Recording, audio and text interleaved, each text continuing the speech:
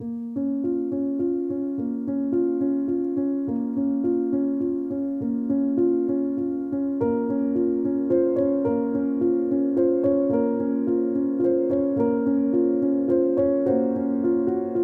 lot of people don't really know the real situation behind everything that me and my mum have been through.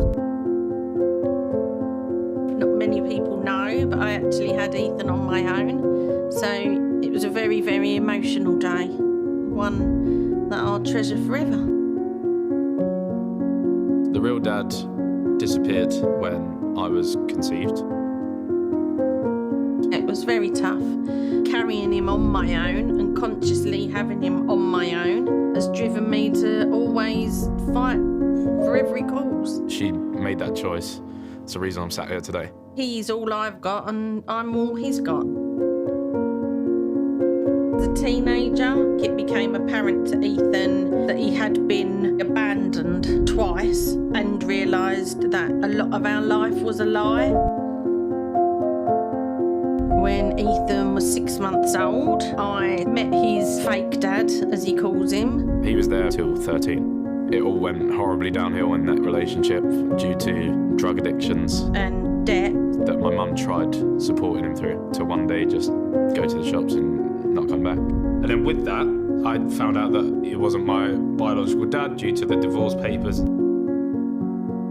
During that time is when my mum had cancer. His mum was his only support system. It was terrifying, and I didn't want him to think for 1 minute that I was going to die. So that would have been a very, very scary time for him. I had to find us somewhere to live and get back on our feet. I had to sit up the homeless office every single day, and it affected Ethan badly at school.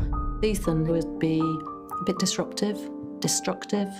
Just school didn't work for him, he didn't fit. That was the time that I sort of went off the rails. It was sort of just a whirlwind at that time. I remember Ethan's girlfriend at the time knocking on my flat door and she was crying. I was like, yo, what's going on, what's going on? This is at like 4 a.m. in the morning. And she's telling me that Ethan's not in a good state and he's gone out. I was very drunk and I ended up getting in the car and I left the flat with no intention of going back to the flat. I didn't know he felt that bad, that he felt that he had to even end his life or anything like that. I was panicking, I didn't know what to do. In your head, you've now whittled yourself down to meaning nothing. You don't really find any reason to be knocking about anymore. And that's where I'd ended up at like 3 o'clock in the morning. And I'd sort of convinced myself that now was the perfect time to just make myself disappear.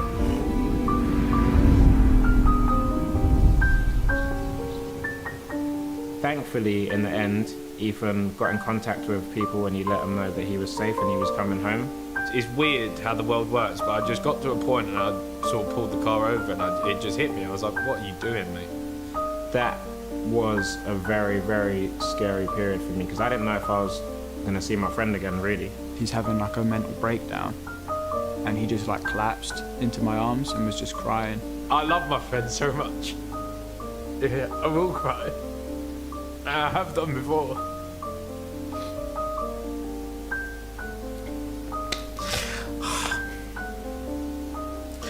I love my friends.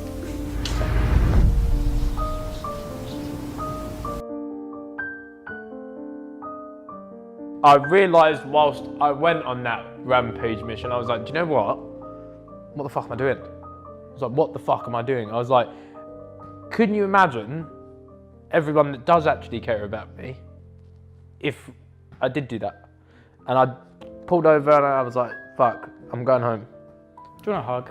No, I'm alright, I'm alright. I'm alright because I'm better now, man. That's the thing. No, I'm good, I'm good, bro. Give him a hug. He won't give him a hug. I'm good, man. See, emotionally cold. I'm good, man, I'm good. That's the thing, I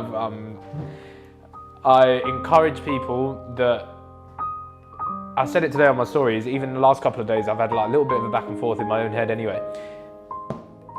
Just fucking, everything can get better. It might even just be going out in the sun today or whatever, it might flip your whole shit around. Even you might be in the maddest situations where you're like, fuck this, I don't want to be it anymore. Trust me, stuff gets better, and I know, fucking touch wood, I'm this guy that's, you've got this, we've got this around you. Listen, not everything's materialistic, bro. Not everything's materialistic. It doesn't matter about what you have and what you earn, whatever, it does not matter.